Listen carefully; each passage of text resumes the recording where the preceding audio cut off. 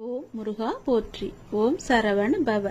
என் அன்பு குழந்தையே, உன்னுடைய வாழ்க்கையில் நீ எப்படி எதிர்காலத்தில் முன்னேறப் போகிறோம் என்ற கவலையோடு, மனதில் குழப்பத்தோடு எப்போதுமே இருந்து கொண்டிருக்கிறாய். அது உனக்கு தேவையே இல்லாத விஷயம். நீ கவலையே படாதே. விரைவில் உனக்கான மாறுதல்கள் எல்லாம் ஏற்பட போகிறது. அந்த மாறுதல்கள் எப்படி இருக்கும் என்று நீ பயப்படாதே. அது நன்றாகவே இருக்கும். உன் எதிர்கால வாழ்க்கைக்கு ஏற்ற மாறுதல்களாக இருக்கும். நல்ல மாறுதல்களாக இருக்கும். அந்த மாறுதல்கள் ஏற்பட போகிறது விரைவாகவே.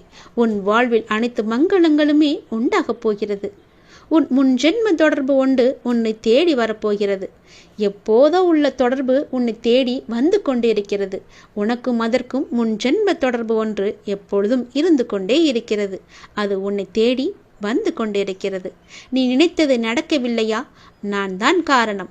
உனக்கு எது நல்லதோ அதை மட்டும்தான் நான் நடத்துவேன். நீ கோபத்தில் புலம்பினாலும் அதற்கெல்லாம் நான் கவலைப்பட மாட்டேன். கோபத்தில் நீ என்னை திட்டினால் கூட நான் அதை பெரிதாக எடுத்துக்கொள்ள மாட்டேன். உன்னை திட்டும் உரிமை எனக்கு இருக்கும்போது நீ என்னை திட்டும் உரிமை உனக்கு கிடைக்காதா? நிச்சயம் உண்டு. உனக்கென்று படைக்கப்பட்ட ஒன்று உன்னை வந்து சேரும் நாள் வெகு தொலைவில் இல்லை. நீ தவமாய் வேண்டி நின்ற உன் வேண்டுதல் நிறைவேறப் போகிறது. நீ சிந்திய கண்ணீர் இனி ஆனந்த கண்ணீராக மாறும். உன் பொறுமையும் நம்பிக்கையும் இனி வீண் போகாது. செல்வமே, நீ மகிழ்ச்சியுடன் வாழப்போகிறாய். உனக்கானது உன்னிடத்தில் வந்து சேரும் நேரத்தை நீ நெருங்கிவிட்டாய். குருவை துதிப்பதற்கு மிஞ்சிய செயல் வேறொன்றுமே கிடையாது. குருவே மும்மூர்த்திகளின் அவதாரம். குருவின் மீது திட நம்பிக்கை இருந்தால் உனக்கு நல்லது மட்டுமே நடக்கும். ஒருவன் முழு மனதுடன் நம்பிக்கையுடன் என்னை நாடி என்னிடமே வந்தால் அவன் உடல் ஆன்மா இரண்டை பற்றியும் எந்தவித கவலையும் கொள்ள வேண்டியிருக்காது. நான் உன்னுடன் எப்பொழுதுமே இருப்பேன். உனக்குள்ளே இருப்பேன். உனக்கு புறத்தும் இருப்பேன். நீ எப்படி இருந்தாலும் என்ன செய்தாலும் அவ்வாறு நான் உனக்கு துணையாகவே இருப்பேன். தேவர்களும் பிறப்பெடுக்க விரும்பும் மானிட பிறப்பில் செய்வதற்கு எத்தனையோ இருக்கின்றது. இது தெரியாமல் மாயையில் திளைத்து பொறாமை, கோபம், துவேஷம், உதாசீனப்படுத்துதல் போன்ற செயல்களில் நாம் உழன்று கொண்டிருக்கிறோம்.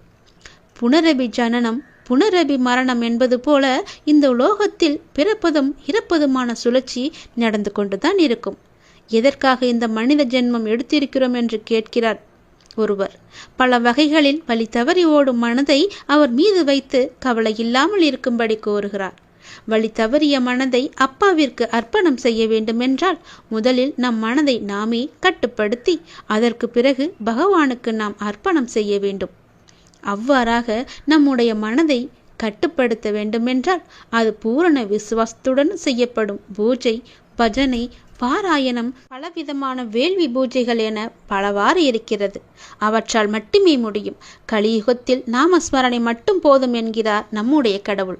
கண்மூடித்தனமாக இல்லாமல் எனது பக்தர்களாக இருங்கள் என்பதை நினைவு கூறுகிறார்.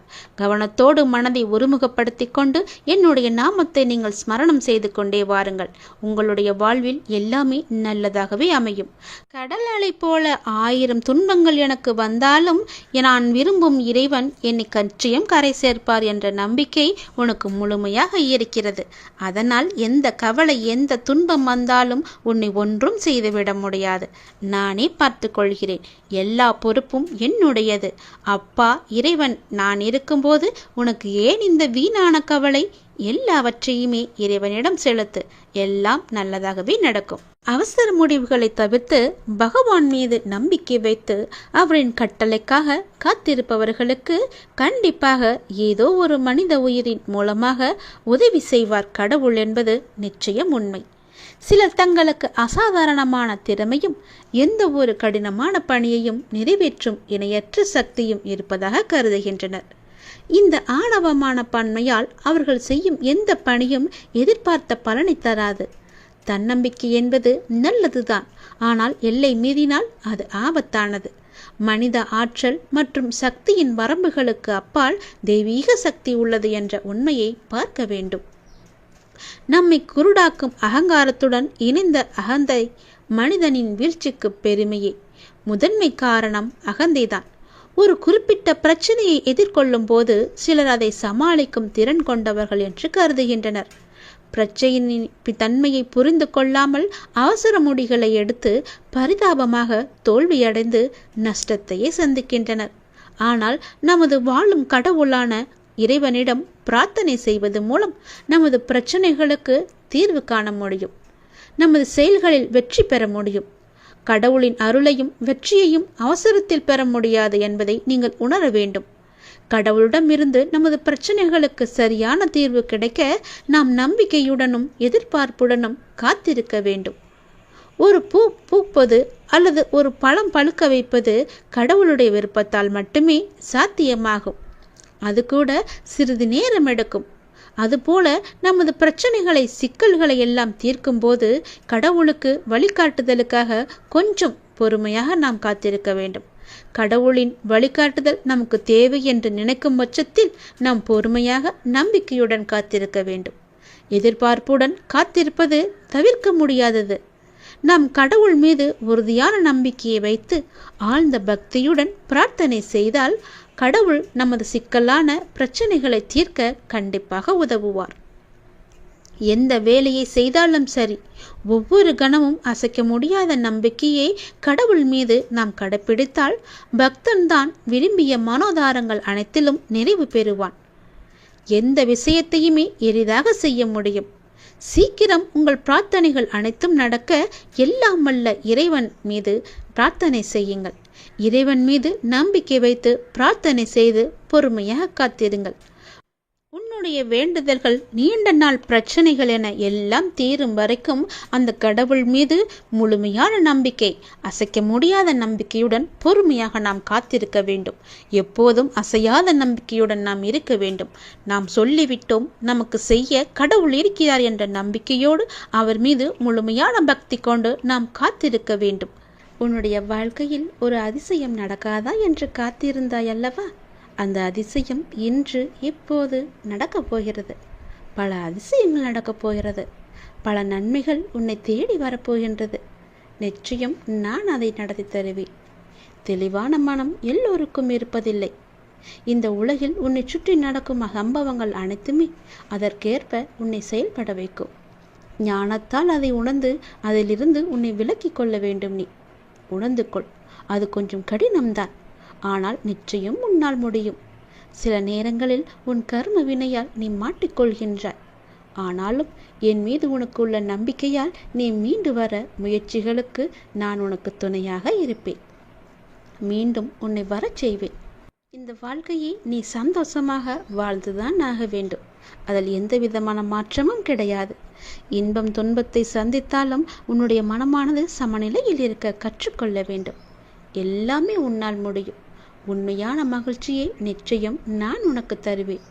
நீ யாருடைய உதவி உனக்கு கிடைத்தால் நன்றாக இருக்கும் என்று உன் மனதில் நினைத்து கொண்டிருக்கின்றாயோ, அவரிடமிருந்து உனக்கு ஒரு நிச்சயமாகவே ஒரு அழைப்பு வரும்.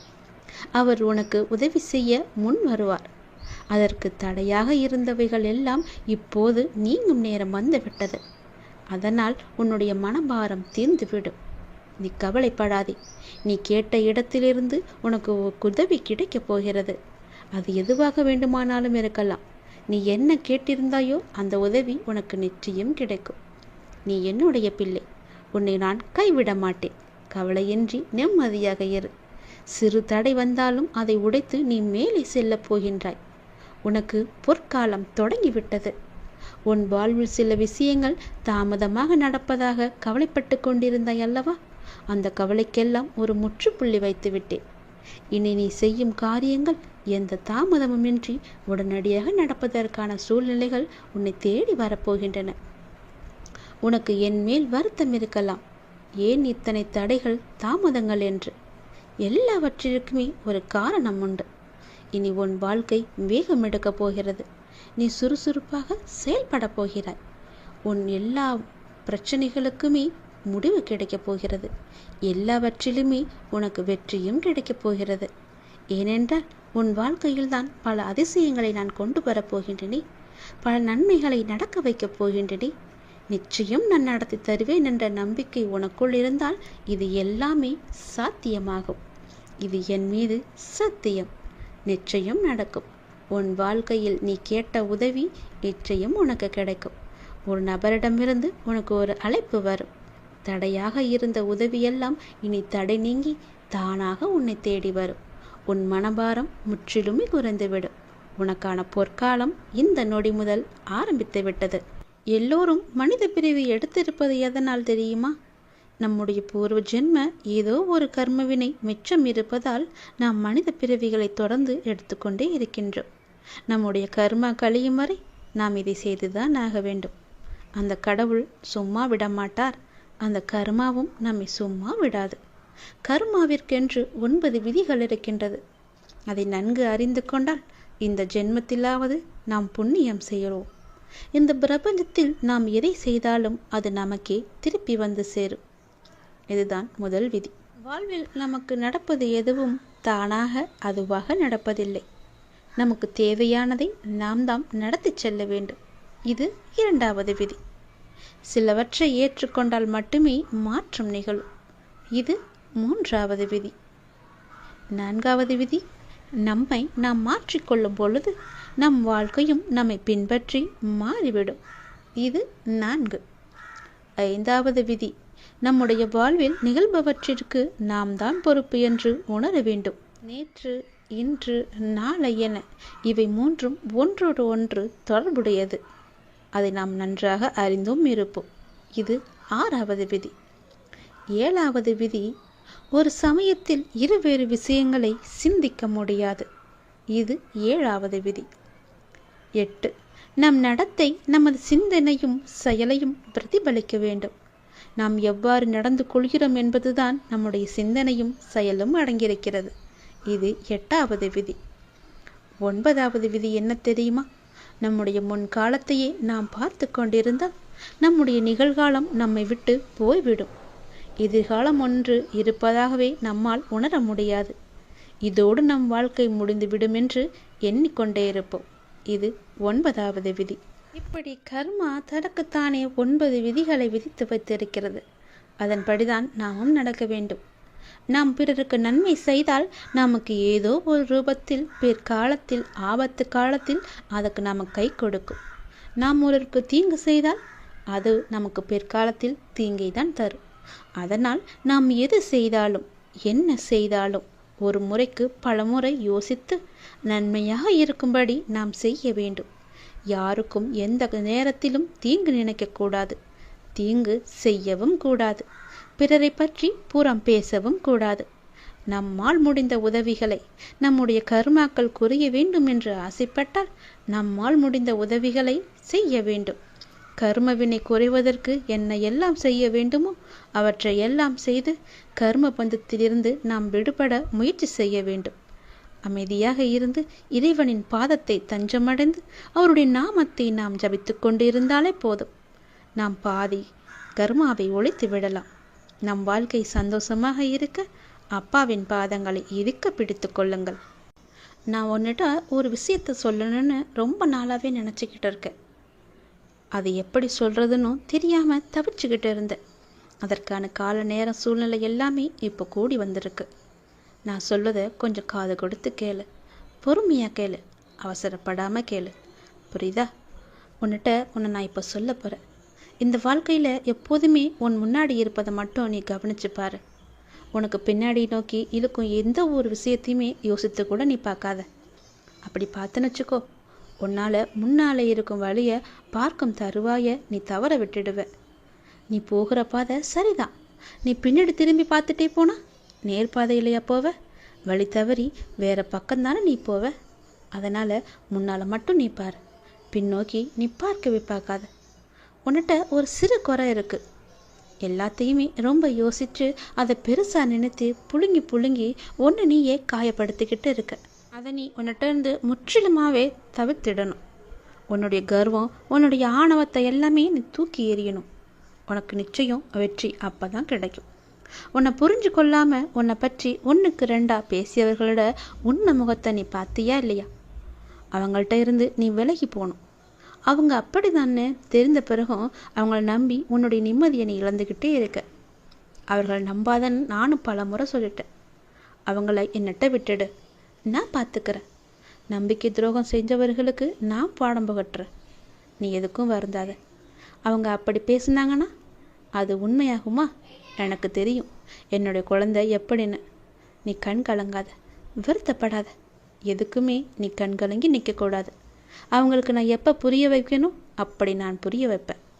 நீ என்னுடைய குழந்தை இல்லையா? நீ எல்லாருக்கு முன்னாடியும் வாழ்ந்து காட்டு. இப்போ நான் சொல்கிறத நல்லா ஞாபகம் வச்சுக்கோ. இது உனக்காக மட்டும்தான். ஏன்னா நீ ரொம்பவே மன அழுத்தத்தில் இருக்க. உன் மன அழுத்தத்தை குறைப்பதற்காகத்தான் நான் இப்போ ஓடி வந்திருக்கேன். உன்னுடைய கஷ்டம் தீர்க்க யாரும் இல்லைன்னு யோசிச்சுக்கிட்டு இருக்க தான் நான் உன்னை நோக்கி வந்தேன். அப்பா உன்னை பற்றி ஒரு விஷயத்த சொல்ல போகிறேன். எப்படி இருக்குன்னு சொல்ல போகிறேன். நல்லா கவனிச்சுக்கோ. உன்னுடைய வாழ்க்கையில் உன்னை அவமானப்படுத்தியவருக்கு உன்னுடைய அமைதியை மட்டும் நீ பரிசாக கொடுக்கணும். பெருசாக எதுவுமே செஞ்சிடக்கூடாது. உன்னை வெறுத்தவங்களுக்கு புன்னகையை நீ பரிசாக கொடு. உன்னை ஏமாற்றியவங்களுக்கு மன்னிப்பை நீ பரிசாக கொடு. உன்னை தேவைக்காக மட்டும் பயன்படுத்தியவங்களுக்கு உன்னுடைய நன்றியை நீ பரிசாக கொடு. ஏனென்றால் இவங்க எல்லாமே உன்னை சிதைத்தவர்கள் அல்ல. அவங்களுக்கே தெரியாமல் உன்னுடைய ஆழ் மனதில் யார் யார் எப்படிப்பட்டவர்கள் என்பதை ஆழமாக செதுக்கியவர்கள் அவர்கள். உன்னுடைய கர்மாவை ஒழிக்க வந்தவங்க அவங்க. அதனால் அவங்கள பற்றி நீ கவலைப்படாத. உன்னை அவமானப்படும் போது நீ அவதாரம் எடுக்கணும். வீழ்கின்ற போது விஸ்வரூபம் எடுக்கணும். நீ புண்படுகிற போது புன்னகை மட்டுமே செய்யணும். வாதாடுவதெல்லாம் விட்டுட்டு நீ வாழ்ந்து காட்டு. உன் வாழ்க்கை சந்தோஷமாக இருக்கும். மன நிம்மதியாக இருக்கும். சந்தோஷமாக நீ எப்பொழுதும் வாழணும்னா அப்பா சொல்வதை கேட்டு அதன்படி நடந்துக்கோ. நிச்சயம் உன் வாழ்க்கை செம்மையாக மாறும். நல்லது. உன் வாழ்க்கையில் நீ பயணித்த பாதையை நான் பார்க்கிறேன். சந்தோஷம் நிம்மதியை விட கஷ்டமும் கண்ணீரும் இருப்பதை என்னால் உணர முடிகிறது. உன்னை தேற்றுவதற்காகத்தான் நான் இங்கு உனக்கான எல்லாவற்றையும் சரி செய்து கொண்டிருக்கிறேன். உன் வாழ்க்கையின் சூடுகளை நான் திருத்தி எழுத உன் கர்ம வினைகளுடன் நான் போராடி வருகிறேன். அதை நன்றாக நீ உணர்கிறாய் அல்லவா? உன் கண்ணீரை உன்னை உண்மையாக நேசித்தவர்களுக்காக மட்டும் சிந்து. அதில் தவறு இல்லை. உன்னை துளி கூட மதிக்காது ஏளனமாய் பார்ப்பவர்களுக்காக கண்ணீர் என்னும் பொக்கிஷத்தை நீ வீணாக்காதே. உன் வழி நான் எப்படி புரியாமல் இருப்பேன்? உனக்கு மனவலி ஏற்பட்டதற்கு நியாயம் கேட்கிறாய். அதற்கு நான் நிச்சயம் நியாயம் வழங்குவேன். அது வரைக்கும் நீ பொறுமையாய் நம்பிக்கையுடன் இரு. உனக்கான காலத்தை நான் உருவாக்கிவிட்டேன். இன்னும் சிறிது காலத்தில் அதில் நீ பயணம் செய்ய போகிறாய். உன்னை நான் கண் கலங்க விட மாட்டேன். நீ கண் கலங்கினால் என் மனம் வலிக்கிறது. உன்னை நிச்சயம் நான் செம்மைப்படுத்தி உயர்த்துவேன். உனக்கு நான் எப்போதும் துணை இருப்பேன். உன்னுடைய உண்மையான உழைப்பு, தன்னம்பிக்கை, உண்மை, தைரியம் உள்ளவர்களுக்கு சோதனைகள் பல வரும். அதையும் தாண்டி அவர்கள் சாதனை படைக்கும் காலமும் வந்துவிட்டது. உறவுகளுக்குள் நீ பட்ட துயரெல்லாம் நான் அறிவேன். இருந்தும் நீ அவர்களிடம் கொண்ட அனுசரணை, செய்த தர்மம் என்றும் உன்னை வாழ வைக்கும். இனி உன் வாழ்க்கையில் நீ விரும்பிய வளங்கள் அனைத்தையும் உன்னை வந்து அடையும்படி நான் செய்வேன். இது உன் நற்குணத்திற்கான பரிசு. உன் மதிப்பை அவர்கள் உணரும்படி நான் செய்வேன். தேடி வந்த அதிர்ஷ்டத்தை நீ தொலைத்து விடாதே. இதை கேட்டுவிட்டு நீ தூங்கு. நாளை ஆனந்த கண்ணீருடன் நன்றி கூற நீ ஓடோடி வருவாய். உங்கள் வார்த்தைகளை எல்லாம் நான் கேட்கிறேன். அதனால்தான் நான் பச்சை நிற உடையில் வந்திருக்கிறேன். என்னை நம்பு. இந்த பாபா உங்களுக்கு பொறுப்பாக இருப்பார். நித்தம் நித்தம் எத்தனையோ சொல்லென்னா சோதனைகள். சோதனைகளினால் வரும் உனக்கு வேதனைகள். ஒவ்வொரு கணமும் உங்கள் பொறுமையையும் நம்பிக்கையும் தகர்க்க பார்க்கின்றன. எனக்கு எல்லாம் தெரியும். கொஞ்சம் பொறுமையோடும் நம்பிக்கையோடும் இருந்தால் உனக்கு மனநிறைவானதை என்னால் அளிக்க இயலும். நல்லதே செய். நான் இருக்கிறேன் உனக்கு. பாபாவின் செயல்களை அறிவது என்பது மிகவும் கடினம். ஆனால் ஒன்று மட்டும் உண்மை. பாபாவின் செயல்களில் ஒரு உட்பொருள் இருக்கும். அவரை நம்பும் பக்தர்களை அவர் என்றும் கைவிடவே மாட்டார். பாபாவின் விருப்பப்படியே அனைத்தும் நடக்கும். சில நிகழ்வுகள் நமக்கு கெடுதல் என நினைப்போம். ஆனால் கடைசியில் அது நன்மையாக முடியும். சில சமயங்களில் பாபாவின் தண்டனை நம்மை நல்லபடியாக பற்று வைப்பதற்காகவே இருக்கும். ஆகையால் உணர்ந்து குரு பகவானின் சாய்பாபாவின் ஆசியை நாம் பெற முன் வர வேண்டும். உனக்கு வரும் கஷ்டம் உன்னை தைரியப்படுத்தத்தானே தவிர உன்னை சோகப்படுத்த இல்லை என்பதை நினைவில் கொள். என்னிடம் உள்ளவன் கஷ்டத்தை பார்த்து கலங்க மாட்டான். மாறாக என் சாயப்பாவை மீறி என்ன நடக்கும் என்று தைரியமாக நிற்பான். உன் சாயப்பா உன் அருகில்தான் நிற்கிறேன். எதற்கும் பயப்படாமல் தைரியத்தோடு நில். உனக்கு வெற்றி கிட்டும். உன்னை தேடி அதிர்ஷ்டம் வரப்போகிறது. நல்ல அதிர்ஷ்டம் அது. அதை பெற்றுக்கொள்.